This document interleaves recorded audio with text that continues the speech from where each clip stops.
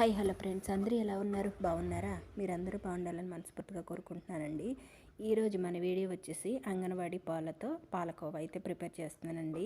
మీరైతే ఏం చేస్తారు? ఈ పాలు అయితే నాకు ఎలా వచ్చినాయి అంటే, అమ్మ వాళ్ళకి పార్సల్ పంపిస్తూ ఉంటారు కదండి. నాకు తెలిసిన వాళ్ళు అయితే పిల్లకి పంపించమని అయితే ఈ ప్యాకెట్ అయితే ఇచ్చారట. వాళ్ళు ప్రెగ్నెంట్తో ఉంటే ఇంక ఈ ప్యాకెట్ మీద రెస్ట్రిక్షన్స్ అలాగే రూల్స్ అండ్ రెగ్యులేషన్స్ అయితే క్లియర్గా రాశారండి. 7 నెలల పిల్లల నుంచి 6 సంవత్సరాల పిల్లల వరకు ఈ పాల ప్యాకెట్ అయితే అంగన్వాడీలో ఇస్తారంట. ఇంకా ఈ ప్యాకెట్ 180 డేస్ వరకు నిల్వ అయితే ఉంటుందంటండి. ఫ్రిడ్జ్లో పెట్టకపోయినా బయట పెట్టినా అదే ఈ ప్యాకెట్ అంగన్వాడీలో ఇస్తే ఉబ్బిన అలాగే కారుతున్న ఈ ప్యాకెట్ తీసుకోవద్దని క్లియర్గా అయితే రాశారండి గవర్నమెంట్ అయితే. ఇంకా నేనైతే ఈ పాలు మందాక వచ్చినాయి కదా అనేసి పాలకోవా అయితే ప్రిపేర్ చేస్తాను.